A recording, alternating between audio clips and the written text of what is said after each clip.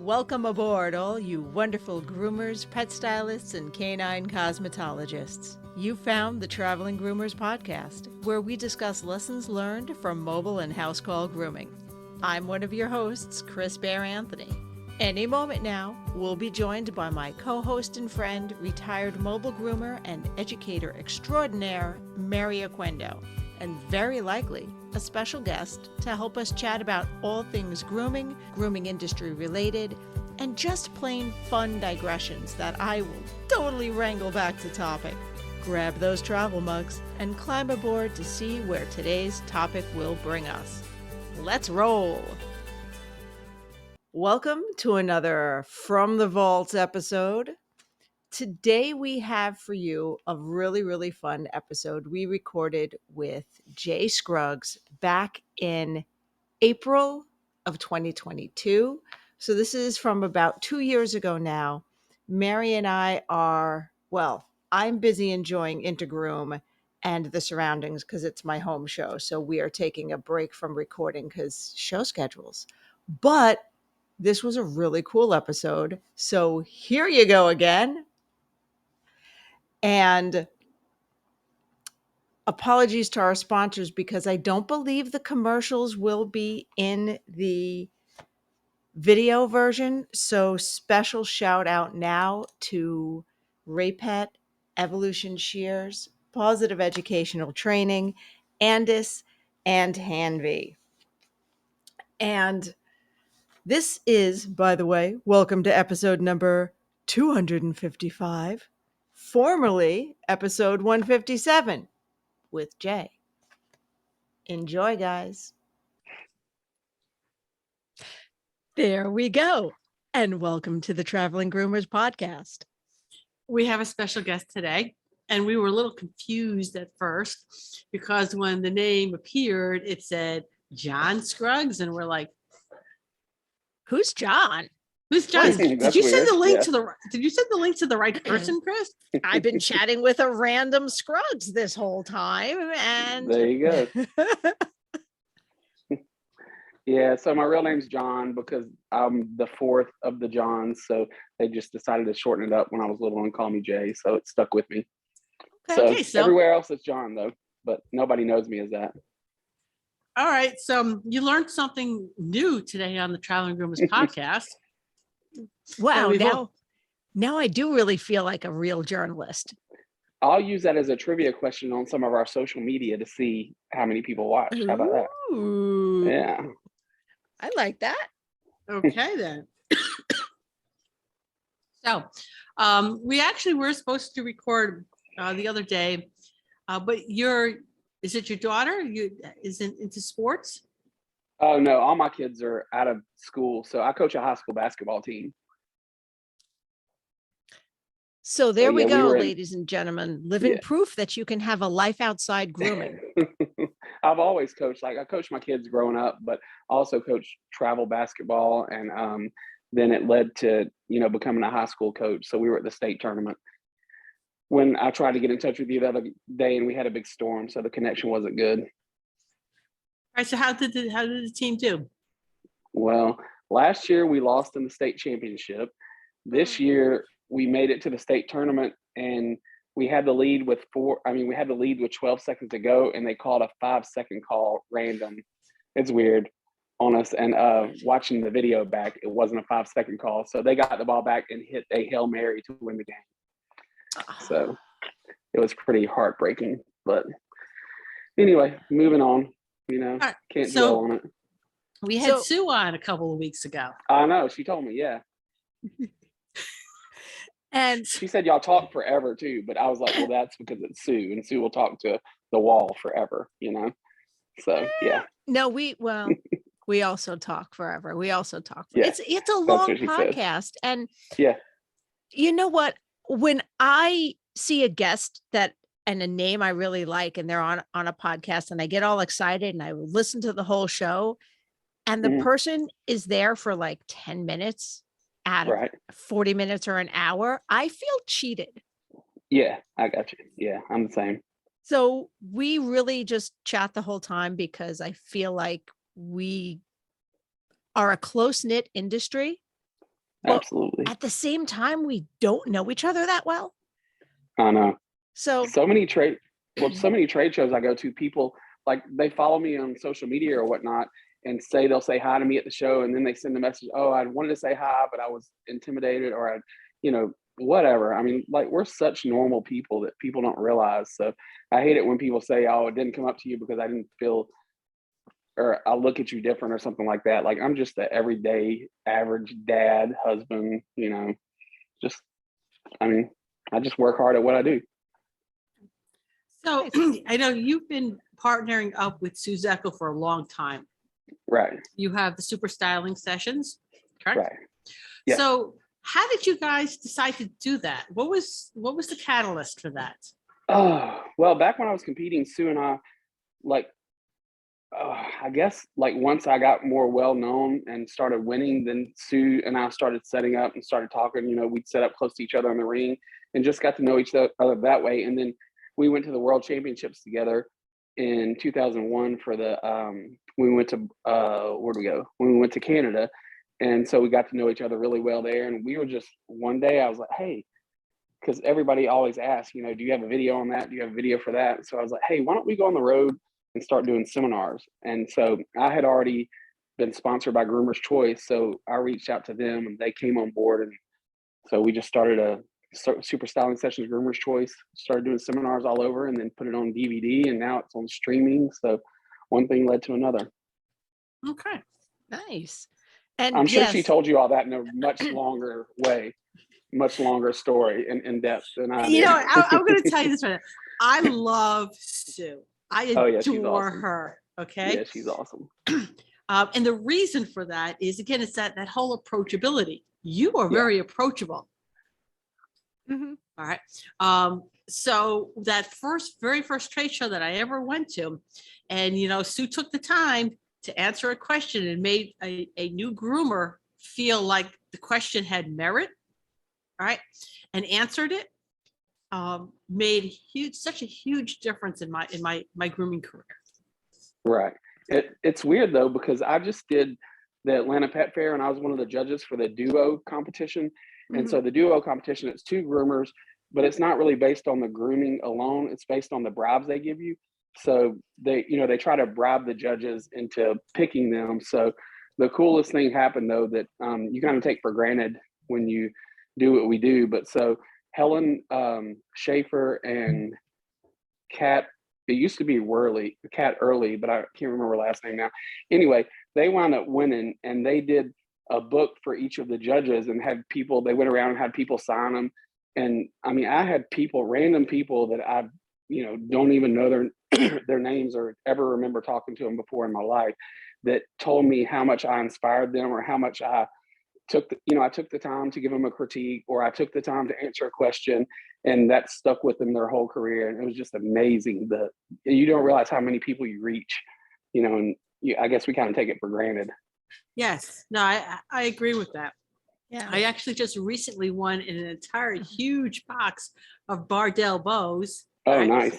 Yeah. It was really nice. Okay. Because Mary Davis, Delise put out this contest, like, who made an impact in your career? And Mm-hmm. she mentioned me, and I'm like, wow, I did not know that I made such an impact on somebody. And I got this awesome box of bows because of it. So, that's cool. What? Yeah. Thank you, Mary.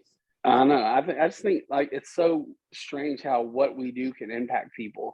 We think we just take it for granted. It's just something we do every day. But I think it's the little things, that we do. Delise actually came to me in Atlanta, and I had given this lady a critique, and the lady came over. She had been competing all weekend and hadn't placed in anything all weekend, and she was discouraged. And she told Delise, she said, I felt like I was going to go home and not even want to do my job anymore. I felt like I wasn't worthy enough to compete or, groom at a high level. And I gave her a critique, and her work was good, but it wasn't like top tier level. I mean, she needed some work, but I tried to point out the more positive things that she did. And she said that changed her whole direction and what she was going to do going forward, So, I mean, it's the little things we say that people, that we don't realize and how people perceive it. That whole compliment sandwich thing that they say to do when you're giving criticism. Right. It's not just an ego stroke. It's not just to make nice and make someone feel better. Right. It's to help them hear the things they need to hear. Because Absolutely. if all you do is say the negative, it just gets caught up in their head, and then they start feeling like that girl, like, well, why do I even bother? Like, I should just quit this. And because it just drags you down so hard. Yeah, they get defeated for sure. Yeah. And I mean, I was one. I started competing while I was still in school. I was at the Nash Academy, and John and Vivian were like, "Oh, you're going to be really good. We're going to throw you out there to the wolves." And I look back, I had no clue what I was doing. I look at the pictures, and I'm thinking, "Oh my gosh!" But I knew my work was nice, neat, and clean.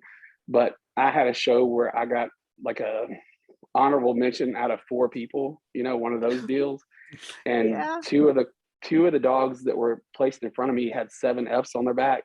So I knew that my work wasn't. I knew my work was. I should have placed, but I had a judge that I had beaten my first competition who held it against me.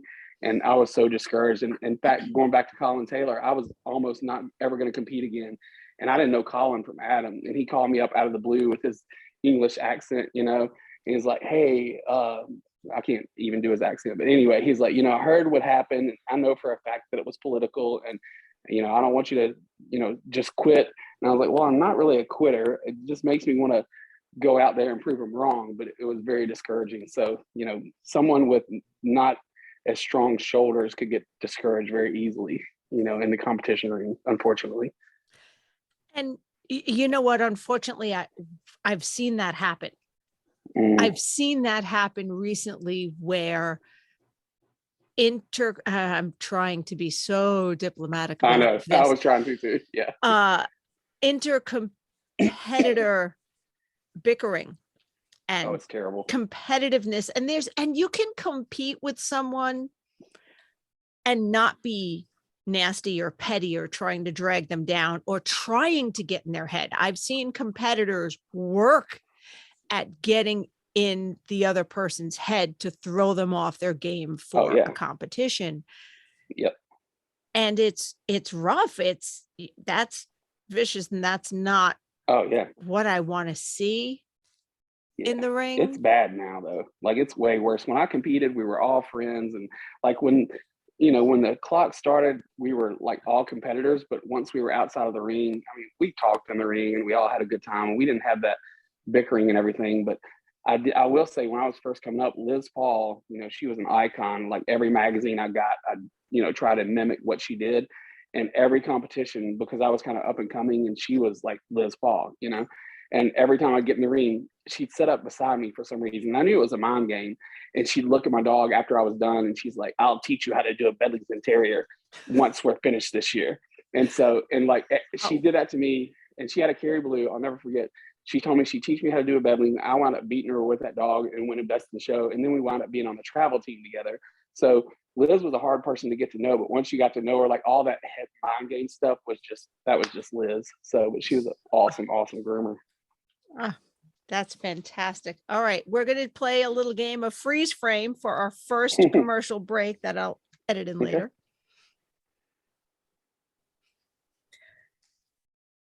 And now that we're back, Mary, I want to take this moment to say I have composed my notes and I have scrawled out things and re-scratched them in. And while this is episode number 157, recorded on the 18th, I didn't update that part because we were supposed to record on the 16th, but this should be airing April 6th. Should be. How did I get pushed back to 157? Wow, I don't, you know what? I will tell you exactly. I will tell you exactly how that happened. Okay. And it's not as bad as you think. For the first 100 or so episodes, we weren't doing guests all the time. Right. We did the occasional guest. This year, as of 2022, we started the format where we have a guest pretty much every week. So, and then honestly, I think it's that it's that minor intimidation factor because I'm still not used to people knowing who I am. And I have a podcast that I am, it's weird. Right. I am aware people listen, but then when people walk up to me at the trade show, which I love, by the way, I love saying hi to everybody. And I'm just like, oh, they really do. Yeah. Oh, wow. That's cool. That's a Yeah. thing. So Mary's like, we need to get Suzecco and Jay Scruggs on. And I'm like, he can't get them to come on the you want okay. And I was like, I put on my big girl. I'm like, I'm texted Sue and she's like, yeah. Oh, and Jay will come on. I'll give you his cell phone number. And I'm like, oh. Funny. She's like, he's never on Facebook. Here's his cell. Bug him. He'll go on. Exactly. And I went, oh. So it would have been way sooner. Okay. I'll take that. Okay. And there's a lot of people that I'm dying to get on. And now that we started doing this, there is no rhyme or reason on how guests get put on. There's not, don't feel bad because I'm just messing with you. Like, okay, thank you. Wait, who do you want on next though? I'll after me. Who do you want? Oh, I don't know who should be on after you. Well, we already have the schedule, but okay. Wow. I have no idea because I don't set this up. All I do is like show up. Okay? Right. Supposedly, because I grabbed hold of him at a trade show. Supposedly Gabriel is going to be on at some point in April, but who do we have next? What is today even? It's I don't even know. All right, Chris, who do you think you couldn't get on? Name a person, because then we're going to put Jay to work. Okay. Well, oh wow, now I don't know. Now pressure. I'm just going to edit out big gaps later of me going, oh. Hey, do you ever do any international people? Not really. Not really. Mostly hold on. Colin. Mostly Colin. Mostly with Colin. International. Because I know quite a few like of the big Asian groomer people. Not Asian, like Asian fusion groomer, not Asian groomers. I said that wrong, but Asian fusion people that are, big time overseas people, and they would be awesome to have on because they have a huge following in the States. We just did a webinar with like 6 of them. Oh, okay. Like who? Yeah. Lisa Hart, Georgia Fuller, William Gallaharde, Clayton Muniz, Jay Batista, and you know what? Reza Winsome. We've had Reza on. Oh yeah, okay. We have had Reza on. Was it twice? Yeah, we love Reza because she's fantastic. Dang, she got twice, and I'm twice in the first. Wow. You know what? Awesome. Gender bias. Sorry. Exactly. we got testosterone on the podcast 2 weeks in a row. I don't know how this happened. Yeah, maybe too much. We have Aiden coming up. We have Gabrielle. We have more men this year than in all the other. Everything else. As long as we're represented, then it's all good. Yeah. Yeah. So. Well, on women petpreneurs, unfortunately, I don't. Oh, that's right. That's all girls. That's right. I forgot about that. You know what? I don't think I speak to Clayton enough to get. He's awesome. He's got a huge following. Huge. Okay, let's. And his English is good. Yeah. No. I see him at the shows. He's one of those people I like. Don't even wave to at the show because I'm like, yeah, I do that. I do the head nod and pretend he's acknowledging me back. Yeah, that's what happens. Yeah, he's really good. He's very talented too. Oh yeah. Yeah. All right. Okay. So well, he'll get you that information. Okay. Yeah. There we go. I might be Facebook friends with him. Maybe I can. I don't know. I think what all of this has taught me is that you have to go for it and you have to try. Exactly. You never know if you don't try. Absolutely. Or if you don't ask, Yeah. Right. So I got a question. So one of the things on the bucket list for both Chris and myself is to be asked to speak overseas, which hasn't happened yet. But that's because of COVID. Yeah. Okay. We'll blame COVID. Okay. Fantastic. Totally. So what has been your I guess your most fun trip? Or one place you went that was like on your bucket list? I didn't really have a bucket list to travel until I started traveling, but I will say we've been to, because my wife didn't go to any of the US shows, but she'll go to the ones where I go overseas because, it's cool to get to travel. But we went to Ireland and England a few years back. Well, it's been more than a few years now. And Sue Zecco went with her. Sue and I did demos over there. So Sue went with her sister. Judy Hudson brought her daughter. I brought my wife and my two younger kids, and that was probably one of the best trips we've had. I mean, I didn't have all four of my kids with me, which I hate, but then a few years before that, we took the same trip with my older daughters. So yeah, I mean, England, Ireland was awesome. Barcelona was awesome. We've been to Scotland. It was awesome. Canada, we went to Banff and Calgary and all that. I've been to Australia, but we got stuck on a bad flight, so I wasn't crazy about that. But yeah, we've been to some really neat places who you would never think as a groomer. I tell people I'm going, and they're like, "Why are you going?" Of course, most people don't know grooming competitions exist, or that we do what we do, and they're amazed once you tell them. All right. So, yeah. What's your favorite international show? Favorite international show?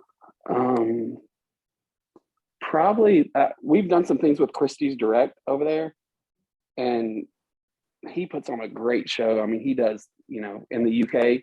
So probably what he's done. We've been over there like 3 or 4 times. So they just do everything right. It's all, just done really professional. So he's one of my favorites, and he and his wife are super people in his family. So. All right, because the United States has, a lot of shows throughout the year. Oh, but yeah. Internationally, is it basically like one show a year, or do they do the same thing that like what Barkley does, where it's like multiple shows throughout the year? Yeah, I think it's different over there because like the Arteros, they have their show. I think they have 2 shows a year, and they do a huge production over in Spain. And then Umberto runs a show in Italy, and he does it once a year. So it's really more individuals or individual companies running one show. And then Colin Christie does a show a year. I think Colin Taylor does a show a year. They have one in Australia, but I think they're all run by different people in their country. So it's kind of different than the Barkley thing. And I mean, it's a great experience, if you ever get to go. It's just, I know travel's hard right now. Yeah. And I think part of the reason I have it on my bucket list to go as specifically as a speaker to travel more is because I don't take the time off. Well, I'm putting every penny I can back into repairing my house at the moment. Oh, wow. But I feel like I allow myself the time if it's work related. Mm-hmm. And I go, oh, well, then I'll build in a day before and after. I'll enjoy that. Yeah. But that taking vacations are difficult for me. And Mary yelled at me unsympathetically the other day. And she was right, because I was complaining about my schedule this week and not having a lot of days off between APF and the Northwest and I'm like, grooming show. Who schedules your dogs? And she's like, Chris, I'm not feeling sorry for you anymore because you do this to yourself. I'm like, oh, shit, damn it. Yeah. You have to take time off for yourself, though. Otherwise, you get burnt out. So I never work weekends or anything like that. Do as I say, not as I do. Exactly. I tell people all the time. Yeah. And I believe she even has. Yeah, I believe she even has a seminar on taking care of yourself. Is that correct? Is that correct, Chris? All right. Now, Mary, what I'm going to say is when I scheduled this and when I booked myself these dogs wedged in between trade shows, I did not expect to be also moving back into my place at the same time. My question for you is going to be the follow-up question. Did you not ever think you were going to move back into your house? You know what? For a hot minute, it didn't feel that way. I'm not going to lie. It didn't feel that way. And I thought it was going to be earlier. When I did think because they were like, oh, by the end of February. So I'm thinking, I thought I would be moved in by now. A contractor told you that? Okay. Oh. And here's another thing. A contractor gave her a date. Yeah, you should have done 6 months after that date. That's what they meant. If they said Oh, February, they meant no. August. Oh no. Initially, the first thing I was told was like maybe Christmas. So that's why I'm like, all right, whatever. Yeah. Oh, March. wow. March looks great. That's yeah. There were issues. So now we're doing the slow move. So we're everything except sleeping here, which is really interesting. But I got my kitchen back and I'm going to go bake, and it's time for another commercial.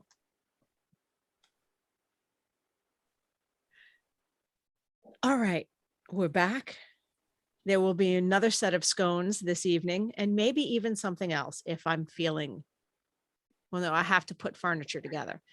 Energetic. If I'm feeling energetic after I put furniture together and edit a podcast, I will bake something in addition to scones. I actually, Jay, I'm one of those crazy people who loves putting things together.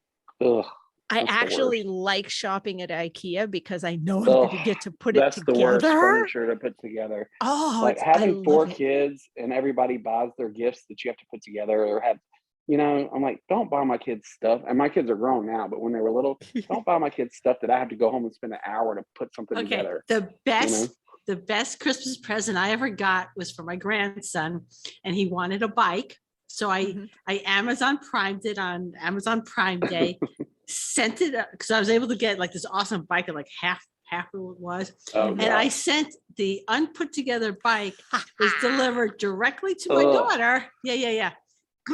So yeah, that was a score. All right. So here I got my grandson this great gift. I didn't have to put it together. You didn't even have to put it together. Well, okay. That's the worst. Family trauma time. We celebrated Christmas on Christmas Eve. We were the open presents at midnight family. And my mother, who didn't like to cook and entertain, had to cook and entertain for the whole family. So Christmas morning, she was sleeping in. So Christmas Day was the time I got some time to myself, and I could listen to whatever music I wanted to listen to or watch whatever I wanted to watch. And I got to put together everything. So that was like some time to myself to do all the cool things and decompress. Like my dad got, just to age us even more, those cool stereos, cool from back in the day where it was like a dresser sized thing. Oh, they're stacked up. The stacked up and all the stacks. So not only did I get to put the stereo together, but I got to put together the cabinet that the stereo went in. Oh gosh. And run the wires. Ugh. Yeah. That's dreadful. That was leave me alone for several hours. That don't talk to me. Don't talk, throw snacks, but that's it. Yeah. When I moved out here, I ordered a chair. Okay. And you know what? I thought the chair was going to come like in one box. You just like open up the box and take the chair out.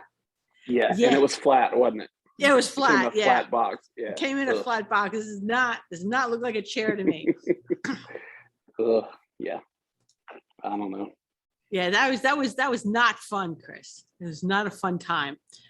I'm sorry. It sounds like a fun time to me. Okay. So Jay, your mobile group. Yeah. Moving along. Our tagline is "We digress." So moving it along, you are a mobile groomer. Yes.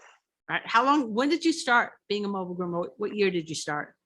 93. Oh, okay. Okay. Yep. So you were one of the early adopters. I started mobile. I was in 2002. Oh, okay. Yeah, I was I worked for a shop one day when I got out of grooming school, and I immediately went mobile the next day. So it was like all these women just, at each other's throats. And this lady told me, the lady I went to work for, and I mean, I'd been doing it at the school, so I wasn't fast by any means, but I went to work for this lady who was supposed to have like this really nice shop and all this stuff. And she told me, she's like, you'll never make it in this industry. She's like, you're too slow. You're not efficient. You're blah, blah, blah. So when I won the world championships in like 2000, I sent her the article anonymously. So, Oh, no, yeah, I wouldn't she have tried done to it. put me down. You know what? Break me. I relate to that so hard because I trained in a corporate salon, and I wound up leaving shortly after I got my training because it was just not a good environment for me. Yeah. And the salon manager said, well, that's fine. We don't need her. She's not that great a groomer anyway. Yeah. So, and now I'm still around, and I may not have won a world championship, but I teach and have a podcast I co-host. So there you go. Yeah, in her face. Well, so yeah, I would, relate. I would not have been anonymous about it. I would. I wouldn't have either. I wouldn't have either. I would have like dropped that off and said, yeah. Handed it to her while making eye contact. The thing is, people are such haters, and I don't know why. Like, we just can't all get along. I mean, this industry is so close knit, like the trade shows and stuff, but like all the people in my town, and I mean, I know people all over the country that, everybody's kind of like at each other's throats in their little communities, and there's so many dogs to go around. There's no need for it. But that's a thing. When I worked in a shop, I didn't get, I think mobile and house call groomers get that more than strictly shop groomers, because when you're in a shop and you can do a higher volume, it's super competitive, super competitive. And then once you go mobile and you're like, oh my God, I am physically not capable of grooming all the dogs in this town. Right. Yeah, exactly. Can't. And there is 100% enough dogs to go around. We have a shortage of groomers right now. Yep. So I think some of that pettiness is kind of biting us in the ass now, because maybe that's what drove other groomers away.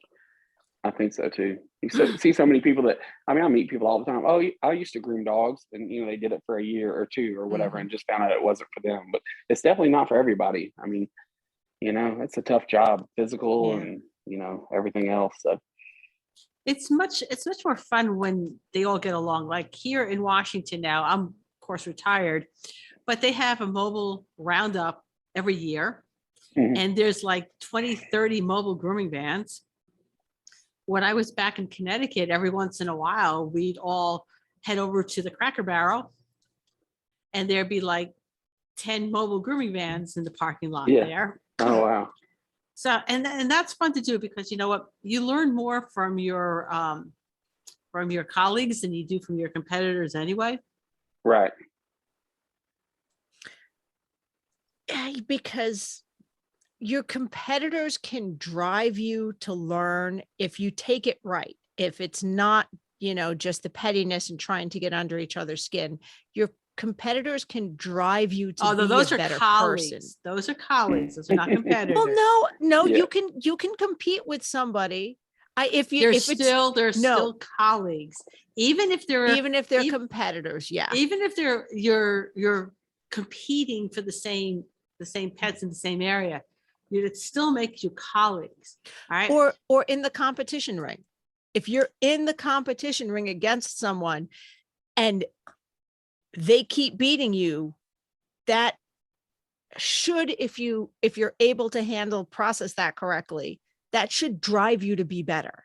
Oh yeah, for sure. Yeah. I mean, I always said, like, when I played basketball and baseball sports in high school, I might not be the best, but I'm going to outwork you. That was always my goal, my mentality. So like when I started grooming, I'm like, I know I'm not the best out here, but I'm going to work so hard to be the best that, a lot of times hard work beats talent a lot of times, So, I was in my van till 2, 3 in the morning working on different trims when I competed, just to make sure they're perfect, before I let them grow out to the competition ring. So just practicing. Yeah. All right. And so you're still grooming, correct? I groom 5 days a week. Yeah. Okay. That's full time. That's full Yeah, time. That's sure. full time. Yeah. I mean, Yep. unless you groom one dog a day, 5 days a No, week. no, But no. yeah, I groom all day. Yeah. No, I still have one in college that I got to get through college. So Okay. that'll do it. it's killing me. It's killing me. So did you tell them that the second they graduate, you're retired? I haven't told them that yet, but yeah, I don't know. Got to make that money while you can, while your Yeah. body's still able. So, but I enjoy it. I mean, I still enjoy what I'm doing, and I have like the cream of the crop, clients here. They're every week or every 2 weeks, so I don't have any of those matted dogs coming in or anything like that. So, it's pretty easy, pretty nice. Okay. That is That's- the good part about having a steady clientele is you always For know sure. what you're getting. Exactly. Yep. No surprises that you have to add an hour onto your day or whatever. So Mhm. it's all Now the flip side though to mobile is depending on how you're routing.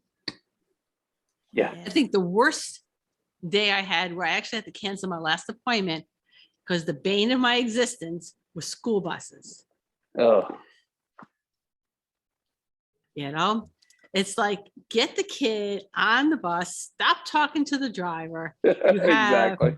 And you know what? I don't even know what is worse.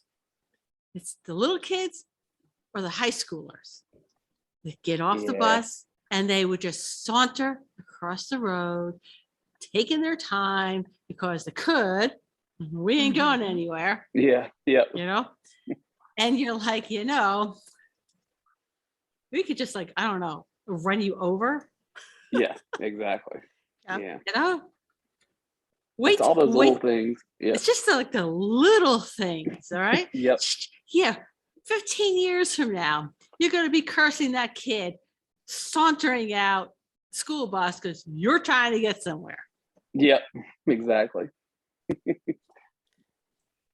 Mary, I think this is Yes. the second or third podcast where you've threatened to run children over.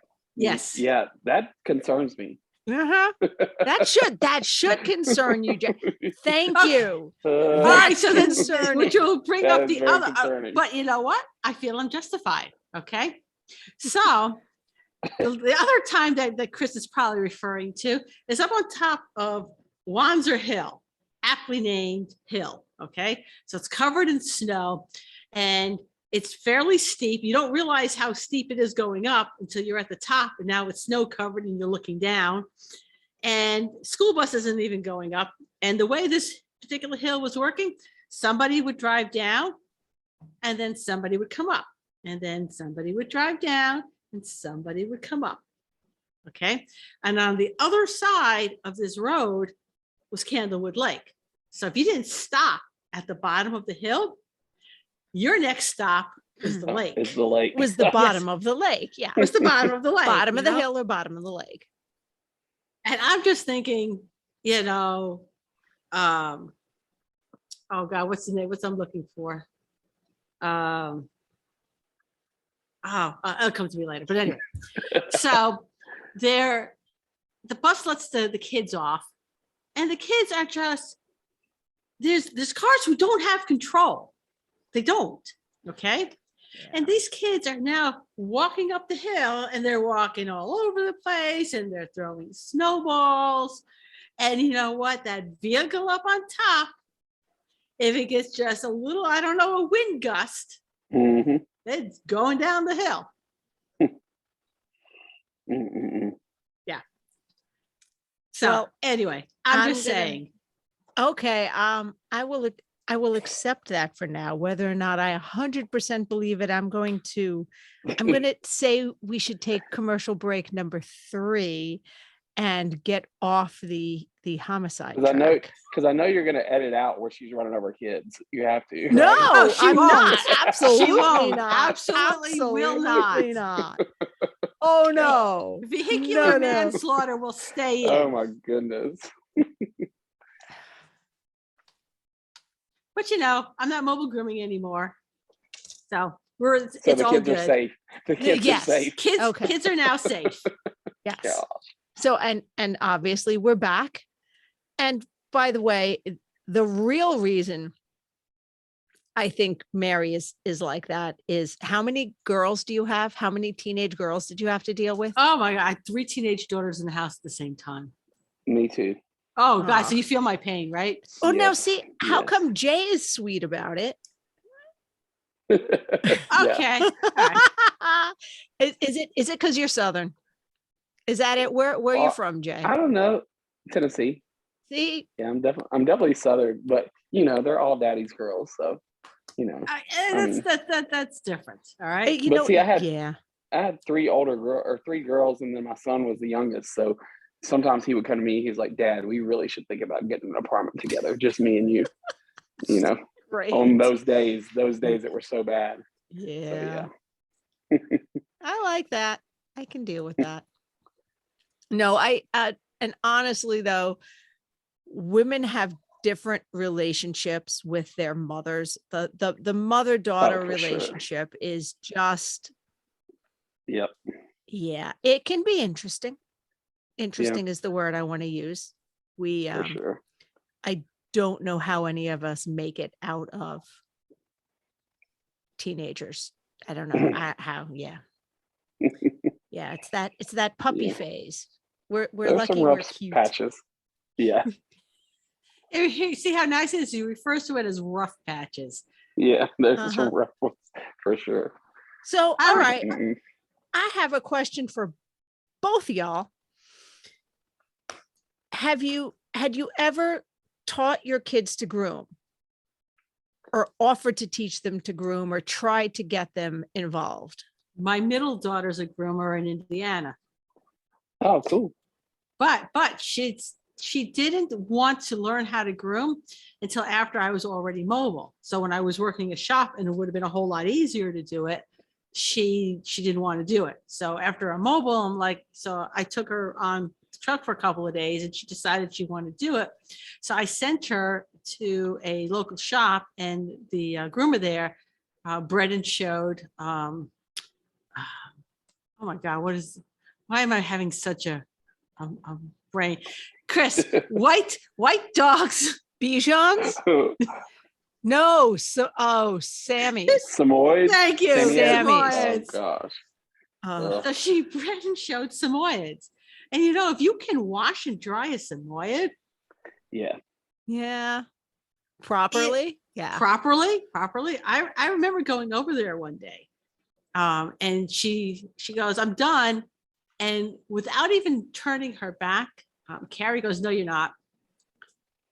And later on, Amanda goes, "Well, how did she know I wasn't done?" I said, "When you are able to answer that question, I'll call you a groomer."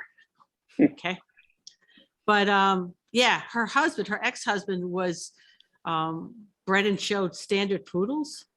So there was a lot. Yeah. So there was a good mix of dogs in there. So it was the right place for her to go actually to train, not necessarily train with me. Wow. So I have my 3 girls. 2 of them, one's a dog lover, but I took them all to work with me when they were little and tried to, let them dry dogs and stuff. 2 of them were so allergic they couldn't do anything. And then my son he didn't care for it. He'd rather just play sports.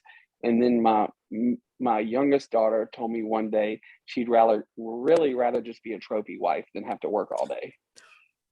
So Wow. yeah. How And she was young. I was gonna say young. Like, yeah, she hadn't even blossomed yet, I'm like, you got a long way to go, girl. Now, I gotta be 100% honest. Yeah. Wouldn't all of us a little bit like to be a trophy spouse? For sure. I mean, think about it. Yep, exactly. Well, this daughter too, while she was in high school, she told her, I think it was calculus teacher or something. She's like, "I'll never use this." And the teacher was like, "Well, what do you want to do when you grow up?" And she said, "Trophy wife." I'm like, "Oh, such a bad look for me," but whatever. Yeah. So where's your youngest daughter now? Let's start there. She keeps coming in my room. Okay. So she's 21. She has a job. She was living on her own, and she decided she wanted a Portuguese water dog, and I never let him have one growing up, just because some of their temperaments are kind of spooky. So she bought one. The place she was living didn't allow dogs, so she moved back home until she gets in a place that allows dogs. So we have the Portuguese water dog and a 21-year-old daughter living in our house now. Who's not a trophy wife yet. Yeah, I was going to Right, say, right. and She's working on it. And what's her husband's net worth? Like, Yeah, exactly. So yeah, she got a little ways to go. Okay. So, Hey, yeah. it is important to have goals. I guess. I'm like, it's a good thing you're pretty because, you know. Well, trophy wife goodness. almost only works if you are. Exactly. Yeah. Yeah, exactly. Yeah. So. Okay. But, all right. So, commercial break number 4. Oh my God, it's that time already? Yep. See, Sue wasn't kidding. We do talk a lot.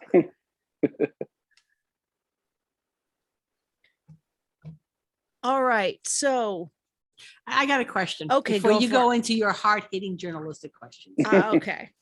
All right. So for as long as you've been in the industry, what has been some of the positive changes that you have seen from when you first started to where it is now?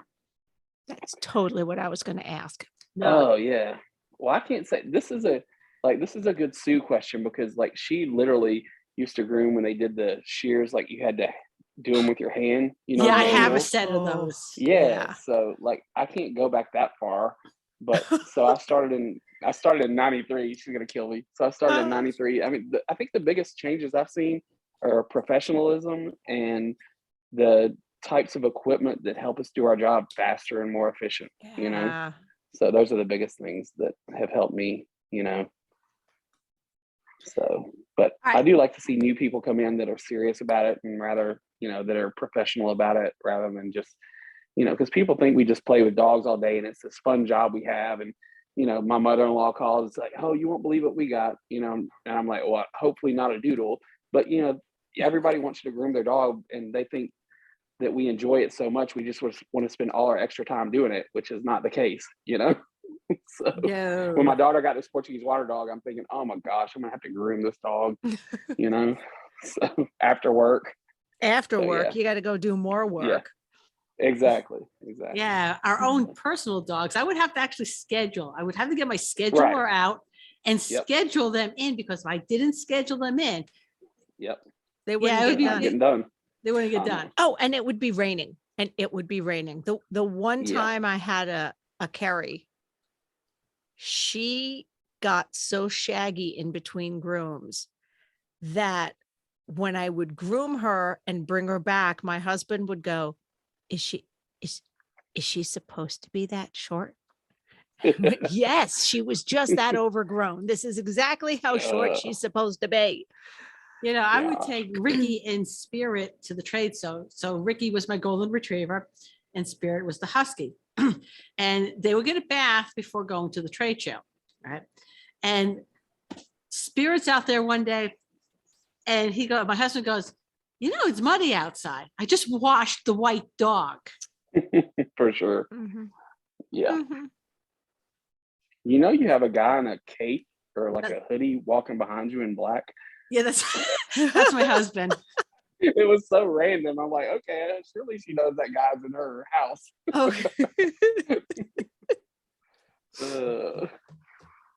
All right. So what else? Let me see. I did actually have a similar question to that, but it left my brain. Okay. This part I edited out. All right.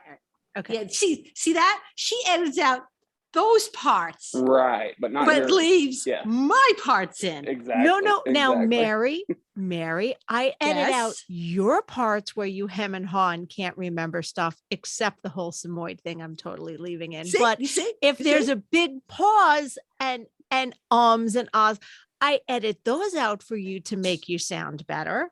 Okay. See? Now I have to leave that in for me too. Fantastic. Thanks, Mare. Yeah. So anyway. Yeah, you had a question. Go for it now. Okay. All right. So as far as, because we were talking about equipment and stuff like that, right? And one of the reasons I love going to the trade shows is to see the new equipment. The new types of scissors, the new types of combs, and I think my greatest find ever was when we were at Super Zoo one year And that was when Happy Hoodies debuted. Oh yeah. And I was never so excited in my life to come home with basically 2 cut off socks. Yeah. Yeah. Right. Some big right. socks. Yeah. Yep. So over the course of the years, I mean, what would you say is the best thing you ever purchased at a trade show?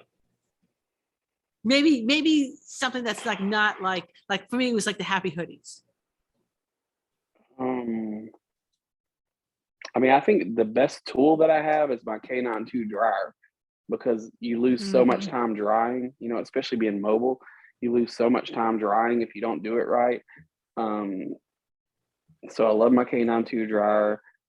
I love my shampoo systems. Anything that makes it faster, I like, you know, helps us do our job more efficient. Yeah. When I retired, I got rid of a lot of my stuff. What I did not get rid of was that K9 2 dryer. Exactly. Yeah, that's one of my go-tos. That's probably my favorite, because you can demat with it, you can dry with it. I mean, Yep. you know, you can blow your van out at the end of the day with it. So, yeah. Good for gutters. I mean, even the brushes and combs have come a long way, you know? Oh, I think so too. There's so much that's changed. I still remember, and I've not been grooming as long, but I still remember the first set of snap-on combs I got, those big plastic combs. Okay, and that would be it. Yeah. the metal snap-on combs. Yep. So Yeah, when Wall came out with the stainless snap-on combs, because I used to, like, I was big on scissoring, especially when I was competing, and I hated those plastic snap-on combs because you always get drag marks and everything. And when those stainless steel snap-ons came out, it was definitely a game changer, like as far as how much you can get done in a day without having to scissor it. So yeah, that would be it. So yeah, I agree totally. Okay, Chris. Okay. Hard-hitting journalistic questions? Sure. I was going to ask one other question and then take a break and then ask the journalistic questions, but All right, go ahead. the non-related is, so do you have a favorite trade show? We talk about the different conventions and trade shows a lot. You go to a ton of them. What is your favorite? Or your top 3 in the state? Both in and out of the states. Hershey, for sure. Yeah, definitely Hershey. Okay. So it's just because there's so many people from everywhere that come to that show, and you know, there's so much education, and there's so many competitors from all over, and it's kind of like the big powwow of the year, you know, where all the big names come in. So yeah, I think Hershey would be my favorite. And then overseas, probably the show in Spain that I went to was probably one of the most memorable, just because it's more of a production than anything else. So they really highlight what we do. Awesome. Do you remember the name of that show? The Arturo show. Oh, the Arturo. Okay. Yeah. So I need to talk to some of the Arturo people, Mary, you know, for us to get over there and get to an overseas trade show. They have one coming up in May, I believe, the Hernadas, and Sue and I are both speaking at it in Atlanta, and that's kind of a mini, or you know, like on a smaller scale of what they do over there, but it's so overproduced and everything that's really, really cool. It's not like anything you've ever seen in the States. So, and here's the thing, what I would like to see, and I would get behind this, all right, because I don't actually want to do it myself, okay? But if one of the big companies would put together a first aid kit that I could like stand behind, I don't know why none of them do it. Every single grooming shop should have a pet first aid kit. Oh, for sure. Well, you found one you liked, weren't you talking to them? I love find one. But it's not, they're not in the pet grooming industry. They're in the pet industry. So they're retail and stuff like that. So you're not going to see them at a trade show or anything, or a trade show we would go to. Okay. Why don't you just put one together? I don't want to do that. That is why I would rather consult. Okay. And have, I don't know, one of the big companies put it together, and I will stand behind that. That's a good idea, actually. See? Remind me to talk to you after the show. have an idea. Okay. I'm I I can't could see get this. Groomers Choice to. I could get Groomers Choice to do it. I mean, they manufacture There you go. everything under the sun. Okay, then. So Mhm. yeah, and they're Okay. actually the largest of all the distributors. I mean, they don't do a lot of trade shows, but Sue and I partner with them, and like their space where they manufacture and have all their products is like 3 Home Depot size. I mean, it's unbelievable how big their space is, and they manufacture a lot of products that you see out there that are private labeled that you never even know. So because they have all the equipment to do it, so they definitely be one. If you wanted to talk to somebody, I could definitely put you in touch with the right person. See, this is why we got So, Jay on the show. yeah. So, There you go. And then I have a backup plan for you if that doesn't yeah, work. and then she's got an idea too. So there you go. So Okay. so you're guaranteed, there are no guarantees in life. There's a Yeah. darn good chance you're going to make this happen by the end of 2022. Exactly. All All right. right. So shall we So, take our last commercial? Last commercial break. And we're back. And I love this new format because I think it's just getting to know some of the people in the industry that we don't know as well is a real treat. So that's why I love these questions. So the very first hard-hitting journalistic question, are you ready? You're prepped. It's a tough one. Sure. What is your favorite dematting spray? Code handler. Oh, okay. Mhm. So it's Code handler anti-stat dematting spray. So, and the only reason I like it so much is because there's no silicones or lanolins or anything, and it's just enough. And I don't demat. So I'm Right. not saying take a matted dog and demat it. I'm just talking about for like, Spots. small detangling stuff like Yeah, that. yeah. But yeah, that's my favorite because it doesn't build up in the coat. That's the reason I like it so much. Okay. And since you already are mobile, so space is at a premium. Mhm. Say now you have to do a house call or you're packing to compete. Do you have one product outside of dematting spray, one product that has to be in your bag? You don't know what dogs you're going to be doing and you have a limited amount of space. What product you're like, oh, I got to have this one? Probably my cordless clipper. Yeah, either Okay. my Bravura or my KM cordless. Are you talking about liquids? You know what? I was talking about liquids, but that's a really good one Liquids? too, because I can't believe it took me this long to go to a cordless clipper. And Yeah, I will it's so never nice. go back. So liquids would be, I use that anti-stat on everything just because when you're drying, the static builds up, or Mhm. when you're scissoring or clipping. So I use that anti-stat spray on everything. But I mean, a good shampoo is definitely key if you're making a house call. I've recently upped the shampoos I carry with me into house call at all times, up to from 1 to 3. Oh wow. Okay. So, and I mean, obviously I don't, not the gallons, I put it in tiny Yeah. containers, but I have Yep. like, I have Yep. like a medicated, I have a nice one with good stuff in it. And I have like a clarifying one. Mhm. Like if I know I've done a lot of product on them in the past, every so Yep. often I'll hit Strip them it with out. that nice, strip it out, get that nice crisp coat back, and Yep. then I can put more product on and it Yep. won't be all weighed down. I agree. Okay, so favorite tool. I mean, might that be your cordless clipper? It would be that or my like long tooth Arturo slicker brush. They kind of look like the Chris Christensen brushes. Okay, They're I was blue gonna, with the longer teeth, yeah. but Now they you go like through everything. that one over the Artero flexible head Yeah, slicker? absolutely. 100%. Oh, okay. Yep. 100%. I've used the flexible slickers and Mhm. they're all right, but I just don't feel like I cover as much like comfort wise and how much area I cover. I like the big square blue one with the long teeth, long tines. So I don't know what Okay. it's called. It's blue and gray. I know but exactly the one you're talking about though. It's got that curve. It looks like yep. It the looks like the Chris Christensen, but it's made out of plastic. Yeah. okay.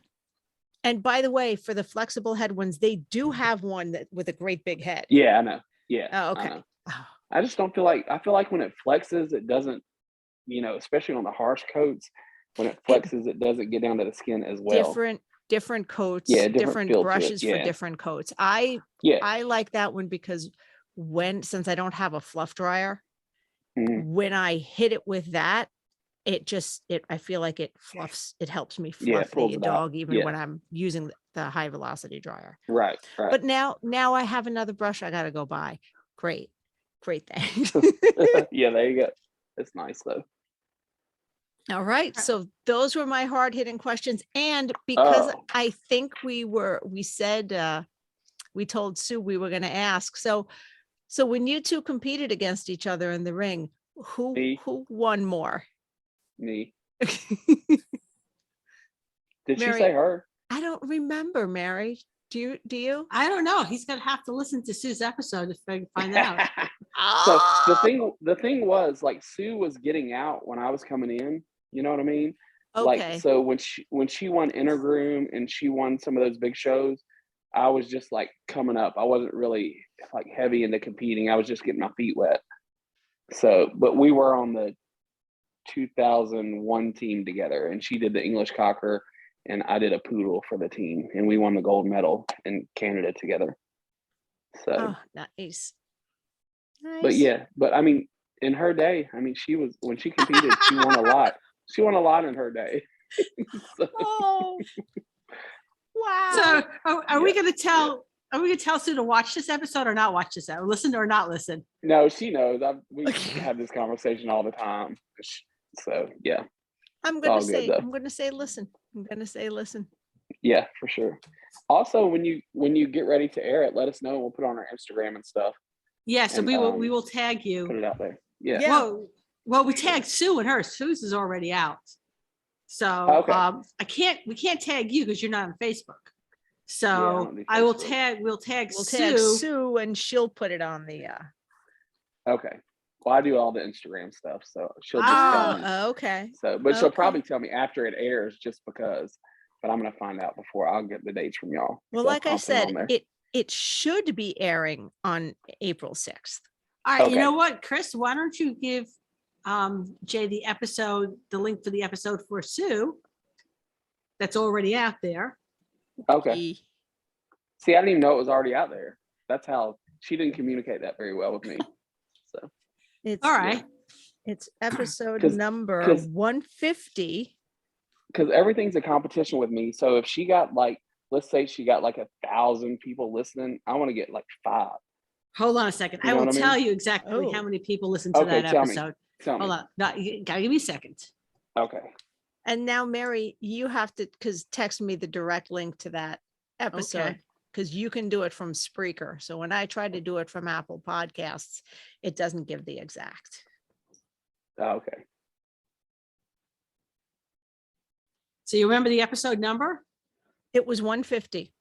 I'm looking at my notes. I got it right here. Hold on. Oh. First, let me just get the link. Let me grab the link. Let's pretend I'm organized. Okay, there's the link. All right, let me see if I can get how many people listen to it.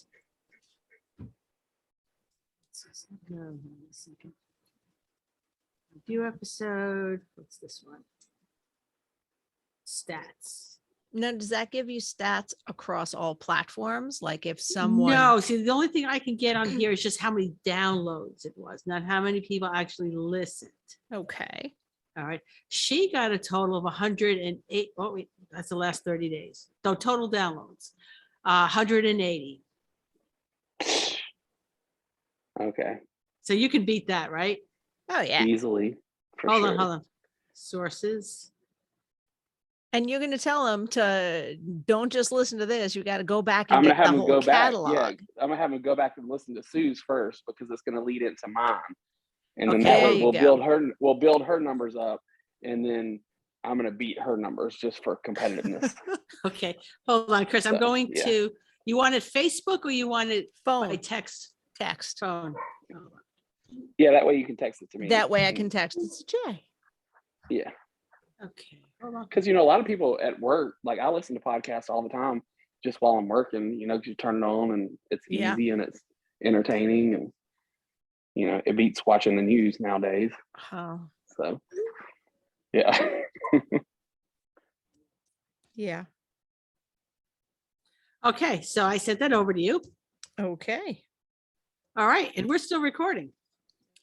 Oh, well, I will edit out some of that for both Okay, of very us. good. I will. I won't edit out the competitiveness. I will edit out the back and forth email tag. Okay.